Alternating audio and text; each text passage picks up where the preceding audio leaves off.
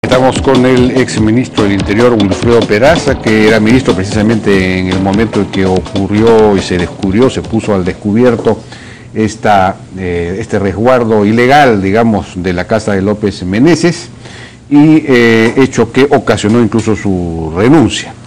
Wilfredo, ¿cómo está? Buenas noches. Jaime, buenas noches. ¿Qué tal?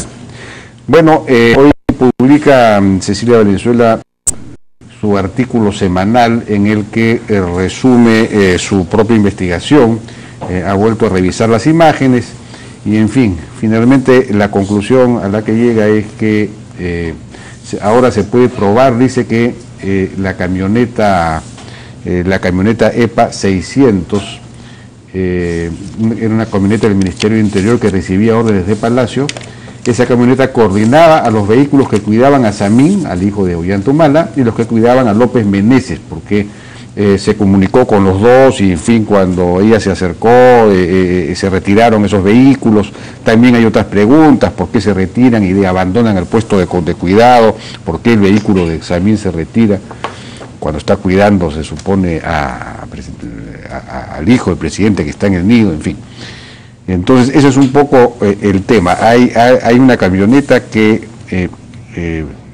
de alguna manera coordina a los dos resguardos, y por lo tanto esos dos resguardos están conectados entre sí, y todo esto de alguna manera se maneja desde Palacio. Esa es un poco la teoría. A ver, es una presunción no cierta, porque no hay ninguna coordinación, menos aún una conexión entre ese hecho y Palacio de Gobierno.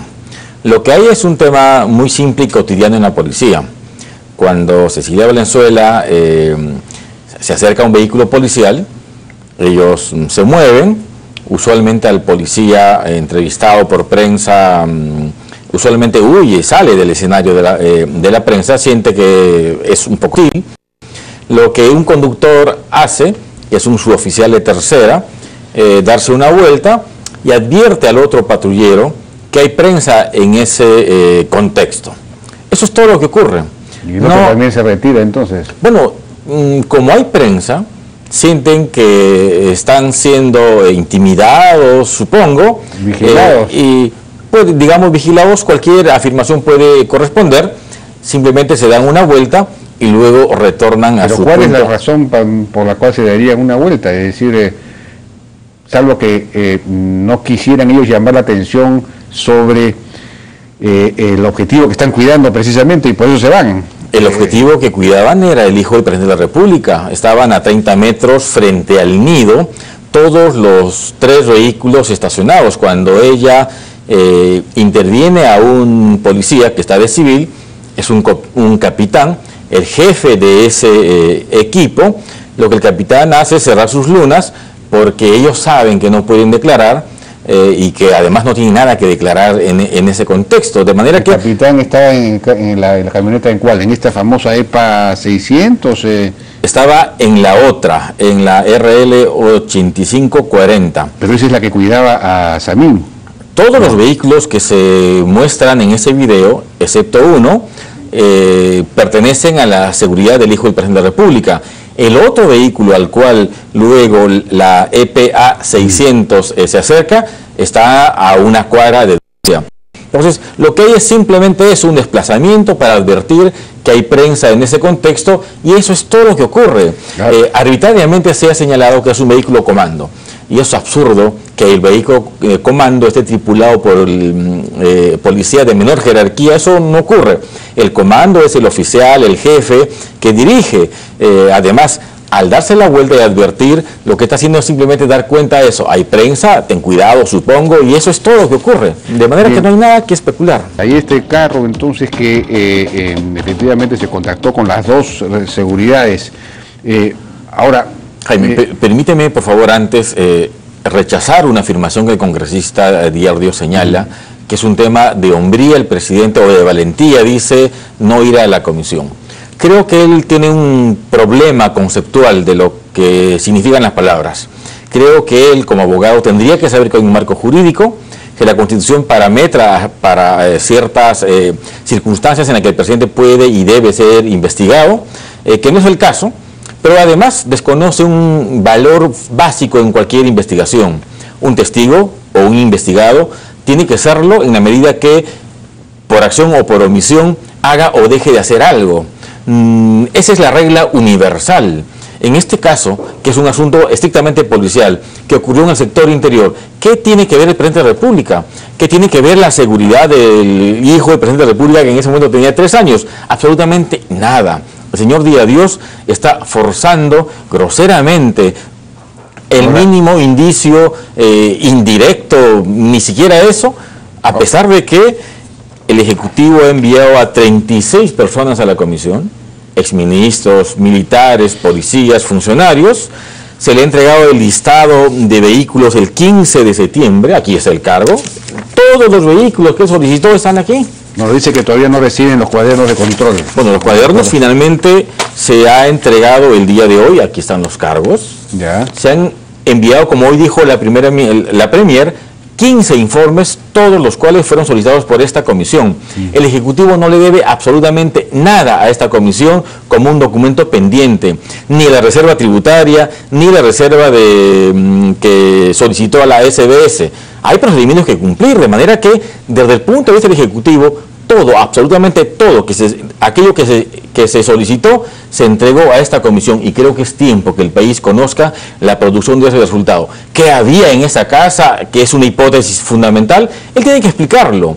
Él, que viene investigando tantísimos meses, creo que esa es su tarea. Bueno, él dice que usted hizo la investigación y que finalmente no llegaron solamente a decir, no han encontrado ustedes nada. Eso es verdad. Yo hice una investigación preliminar para hacer la evaluación política que generó mi renuncia, el cese de varios generales, 3 generales nada menos, 3 coroneles, algunos comandantes, etcétera. Pero es una indagación preliminar, porque en un país democrático las investigaciones que establecen responsabilidades corresponden a la instancia correspondiente, Fiscalía, Congreso, etcétera. De acuerdo, pero sorprende que una entidad tan importante como la Policía Nacional y el Ministerio del Interior no se preocupe por hacer su propia investigación y limpiarse de cualquier clase de perturbación de esa naturaleza que pudiera seguir habiendo, ¿no? Porque aquí, digamos, para comenzar, esta personal de seguridad del hijo del presidente no podía no se preguntó a quiénes estaban cuidando,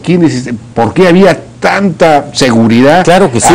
Digamos, a pocos metros, tanta seguridad, más que la seguridad para un ministro, por ejemplo. A ver, claro que sí se preguntaron. Y la respuesta siempre fue, esa es la casa del almirante Cueto. La tesis, hasta antes de hacerse público esto, siempre fue esa situación. Los nunca lo habían visto, el almirante Cueto. Es que esos vehículos no están en la puerta, están a 30 metros, 50 metros, 80 metros.